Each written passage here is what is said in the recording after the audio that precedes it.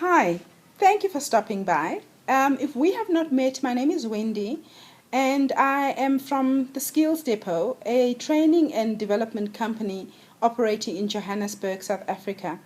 Today I'm covering a topic called how to get your accreditation in South Africa as a training provider.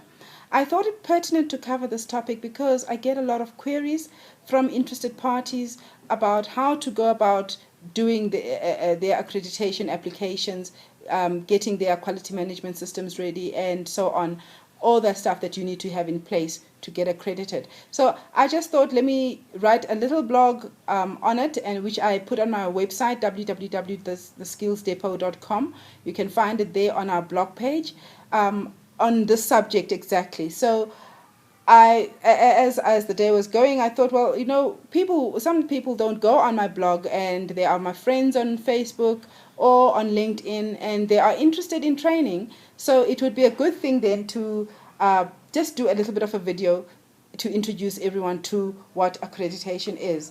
Now, it goes without saying that if you're looking to become accredited, you would be either an institution that is offering training, or you could be a corporate that wants to turn or add training onto your portfolio, or one of your divisions to become a training division, or you could be a training professional, such as myself, who wants to start up their own training company. So those are the individuals who would be interested in getting accreditation. So if you are getting accreditation, it goes without saying that you need to do your homework, first of all, because there are a lot of people out there offering all sorts of things and offering things that come in different qualities. If I keep looking on the side, please forgive me, because I've got a little bit of a guideline to go by, because there are certain things that I need to cover so that I don't get distracted very easily. So you need to do your homework. Otherwise, you are going to fail at getting your accreditation, or you're going to pass.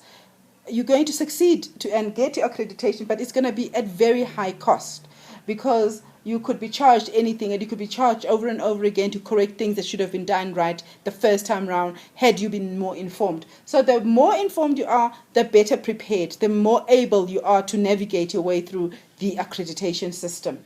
Okay, to help you with this step, my company offers breakfast sessions. We call them accreditation sessions. They are information sessions. So at a very low cost, you can get in onto the know-how, the ins and out of accreditation, what you need to have in place, and it's a full breakdown of the entire accreditation process, what you need to have in place, and so on. Besides that, please feel free to also approach accrediting bodies and ask them for information, although you might not get the kind of substance that you are looking for, because I don't know why nobody seems to have enough information about accreditation out there in South Africa. And the more information there is, which is why I'm doing this, I feel the more information there is, the better able you are to make decisions about your organization. And getting accreditation is a good thing, because it opens up so much more in terms of business opportunities that you can take part in. So it is a good thing. It's just getting the information at times can be a headache. Right. Now, each accrediting body has its own set of criteria that you're going to have to comply with. And in South Africa, we've got different types of awarding bodies. We have Umelusi, and we've got the industry-specific SETAs, Sector Education Training Authorities, and then we've got the Council for Higher Education, to name a few. So you have a wide choice to choose from. You have to decide what it is what caliber of training you want to give, first of all, before you decide the type. So is it adult education type of training? Is it corporate training? Is it higher education training? So, for example, the programs you're going to give, are they degree level programs that you're going to be offering?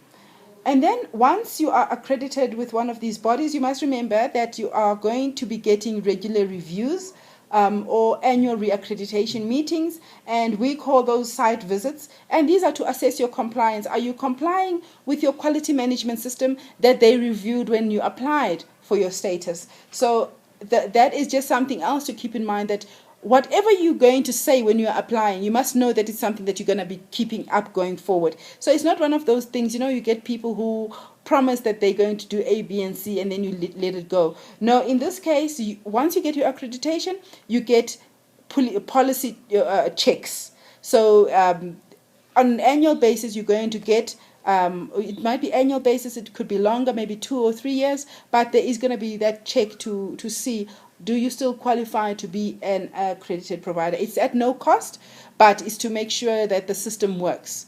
So the SETA or whoever you are accredited with, they will have people that they bring in, verifiers they bring in to make sure that you can continue using their accreditation license.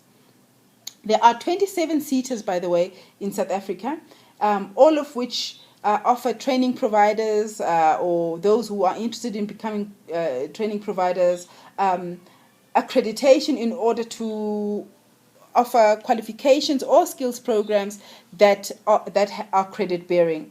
So important things to remember when you are going through your accreditation process is to check your competition. I can't stress how important this is, because you want to know what is the competition doing, and what you find is that then you can pick up which SETAs or which accrediting bodies are the best in the industry. So if you are within the health sector, for example, and this is no reflection on the health sector's accreditation bodies, it's just an example. Let's say you are within the health sector, but you find that as you look at your competitors, most of them are working with the service SETA for the same programs. Then you want to ask questions like, but why are you not going through the health, the health SETA? Then you might find out that there are certain niggles, things like turnaround times and, things getting lost in the process that you don't want to work with. So then you pick the better of the bunch. Again, I'm not saying that I'm using these two organizations just for examples. It's not the case. I'm not saying that is the case. So you want to find out which one do you want to go with the most, because you don't want to be told 6 months down the line that, yes, your application is in progress, but we have a backlog. You don't want that kind of thing, because 6 months down the line is just too slow, and they do happen. It's not an example that doesn't happen. I'm not exaggerating. These things do happen. It's taken me to get one registration, just not even as an organization, but to register a consultant as a registered assessor and moderator. It's taken them 7 months because a SETA had a backlog. It's just unacceptable, because in the meantime you lose business. So you want to use the SETA that has the best turnaround times and the most efficient systems. Your consultant would be another individual, another person to glean information from. And if you got a very good consultant, they will be looking out for your best interest, not just for the money. So you need to be a fair and able to negotiate your way through, but also to assess people, personalities. Pick up some pointers from people that tell them how do they have your best interest at heart. And then even if you are going to be having a consultant to run your facilitation, I want to recommend that you set up an action plan to match the criteria that your SETA or your accrediting body is going to be imposing. This can be because you're going to have to develop a quality management system. A quality management system is a series of policies and procedures, and I'm going to be handling that as a separate title later on at a later date. So, but that your quality management system can be your starting point, and you can summarize that into bullet points where you know that these are the things that you need to check up on a regular basis, weekly basis, monthly basis, but you need to keep them up to date so that come time for verification, you don't have a long way to go back to correct things. So keep on point all the time on a regular basis. And then I want to also advise you to start as you mean to go. So however you plan to do your business, start that way. So set up robust systems, data collection processes, paperwork, qualifications, teaching plans, schemes of work, whatever it is that you want to start doing. focus on getting the best quality of it right at the beginning, so that you don't have to play catch. Because when you start playing catch, then you also find that you leave some things out. So it's best to do everything right from the beginning. Okay, so that's one. That's one piece of advice. And again, to emphasize on that, the reason why I emphasize this is because it can be detrimental to your business in the long run when you start skipping on processes that are on your quality management system. Remember, your quality management system is a declaration. You are saying, when I offer training, this is how I plan to deliver it. And everything that I have said here, you will be able to see evidence of when you come and visit me, say a year down the line, to check that I'm doing things well. I'll be able to give you proof. So those processes and policies, they need to have actual systems in place that you've put. So do that from the very beginning. Otherwise, it's all detrimental to the future of your company. And not only that, when you start leaving things out, clients start noticing, and from the very onset, your reputation depends on your clients. So it's very important to get things right from the beginning. And then once the accrediting body or the awarding body receives your application and they confirm receipt of your application, you are going to be given a date for when they're going to come and see you, because they can't just look at your stuff and say, oh, okay, you qualify, tick, and off you go, because they don't know what you have. They don't even know if you've got the place to train the people, or will you be putting them in some shack somewhere and using that as a training facility, which is not conducive to proper learning. There are certain things as a training provider that you need to have in place so that people are best able to learn, because you always put your delegates first, your learners first. Then you need to create an environment that is conducive to learning. That is what the ETQA or the quality assuring body is there to find out. Right. Now, at this point, they will send you notification of a site visit, and if all the relevant criteria is provided within your application. And these are things like they need to see whether you've got the venue, as I mentioned before. They need to see your quality management system. In fact, not just to see it, they need to know how well versed are you in your quality management system. That's another reason why you need to work very closely with your consultant, because I've seen some nightmares. I have a client right now who handed over the accreditation process to a consultant, and the consultant did, I'm sorry to say, a shoddy job. And now you find that there are so many things that are found out when they are operating that have to be rectified. And this is to the detriment of their learners who have done training with them. So now you have to go back to the learners and say, do A, B, C again. And it does not reflect well to the client, who is the employer of these learners. So you want to avoid those kind of things by doing things right from the beginning. And the accrediting body, the awarding body, needs to find out, do you have these things in place? Do you have the qualified and registered training staff? You don't just pick people off the street and say, train this. They need to have gone through the proper processes, and you need to do a rigorous training, intervention when it comes to making sure that your client, your staff is up to date. Besides that, then you need to get training staff that is already qualified, that is already registered, and you still need to follow a rigorous process to make sure that all that they are giving you is relevant and is applicable. So the only way to do that is to then go back to the accrediting bodies or to the awarding bodies, make sure that those details are relevant. Okay, so this means that you are given once that the site visit is done, you are given provisional accreditation. You're not going to be given full accreditation right at the beginning, simply because you are telling them now, here is my application, here is my quality management system, and here are the training programs that I want to offer.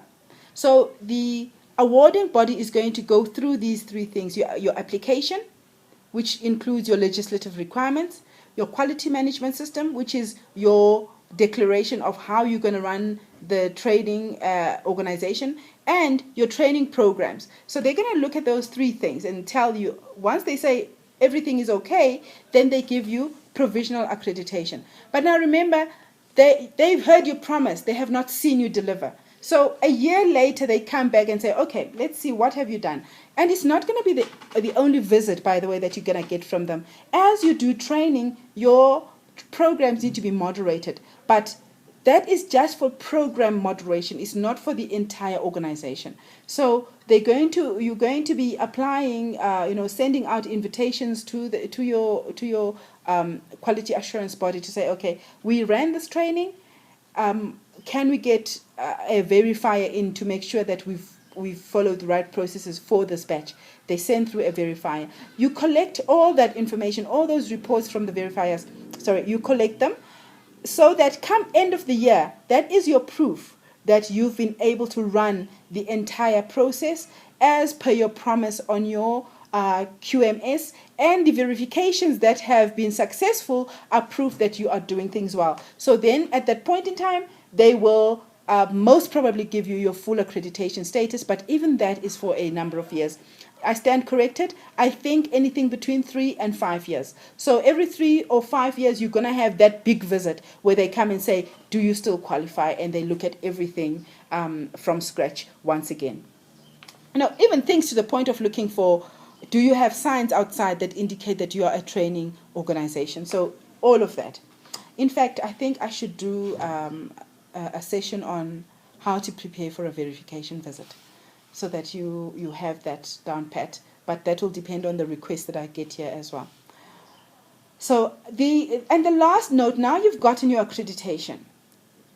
Once you get your accreditation, make sure that you shout your achievement off from the rooftops. Make sure that you send out your newsletters, write press articles, email your clients, make client calls, visit your existing customers and your potential clients, tell everyone about it. I would think that even do like a little get together for them to see what your programs are going to be looking like going forward, what you've achieved, what it means for you, because accreditation means a big deal for companies in South Africa. Because remember, accreditation lines up with the skills development strategy. And the skills development strategy is an initiative that is driven by government to get organizations in South Africa involved in skills development in order to help the normal South African, the average South African in the street. And so, with the final mission, which is to get everybody active within the economy, contributing positively within the economy. So it's a driven process that has a lot of initiatives that are sponsored by government. So you're going to be able to, as an accredited body, to tap into the finance part of the project from government. So when you want to give learnerships, you are going to be able to do that. When you to source funding from your awarding bodies, from the SETAs, you are going to be able to take on interns that you are not going to have to fund, that you're going to be able to apply for funding from the governing bodies. You're going to be able to offer skills programs that you're going to be able to source the funding from government. So as an organization, it takes a lot of the burden of having to finance things on your own. Initially, yes, you might have to deliver and then be reimbursed. However it is, but it works out at the end of the day for you, because it's not a standing cost for you. And organizations are encouraged as well. Your clients will be encouraged to put people to training, because they get tax incentives for getting people through the training process within the year. So I encourage you to really go all out. If you don't have the money to invest in a PR firm, because I'm one of those people, I don't have the kind of money that necessitates a public relations firm or a marketing firm to market my products. But on the internet, there is so much information. I'm going to be doing quite a number of sessions as well that will talk about how to optimize your marketing on the internet, for example, because there are so many avenues to do free marketing on the internet. So how to get your company out there on the internet, and how to even use the internet to market your offline business. It doesn't have to be internet marketing alone. So, for example, there are some programs that you get off the internet for free that you can use to mail your clients, to let them know this is what is going on. Send out invitations to your clients that are professional, that are going to really put a stamp on your programs, because for you to get credits, you have to look the part as well. So yes, so I would say go all out, market your programs, market your achievement, basically, host a launch, and get people talking about your company. Use every opportunity that you can to promote who you are as an organization. So now that you have promoted your initial launch, make sure that you add your new programs to your marketing plan and carry out consistent marketing campaigns. But make sure that your campaigns are focused, and that they call for a powerful, purposeful,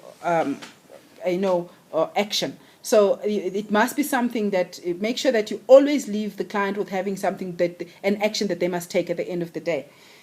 All right, so this is my 2 cents worth with regards to accreditation at the moment. For more information, feel free to contact me. As I said, I'm available through the website. There is an accreditation page that we've got that will give you more information. If you go to www.skillsdepot.com and you go to the service tab, when you drop that down, you will see that it's got accreditation there as a page. Go to that page. We will have more information on there, and our services will also be on there. And you can contact me or set up an appointment on that very page for us to have a telephone meeting or a face-to-face meeting, whatever is preferable to you. So please feel free to go on further and to contact us for any information.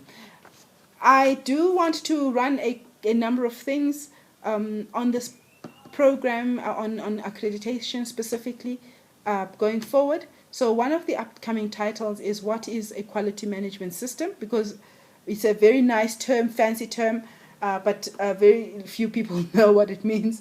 So what is it, and how to go about structuring it? That is very important. What should it look like? What elements should it have?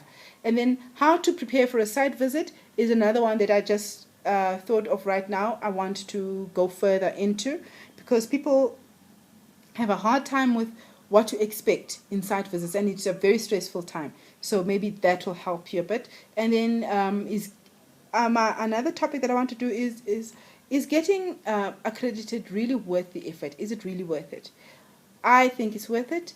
But it's for me now to prove to you why it's worth it. So until next time, God bless, and happy 2013. May we all have a very prosperous year and a very prosperous season, and may God bless us all, and Godspeed to our plans and goals in 2013. Thank you very much. Take care.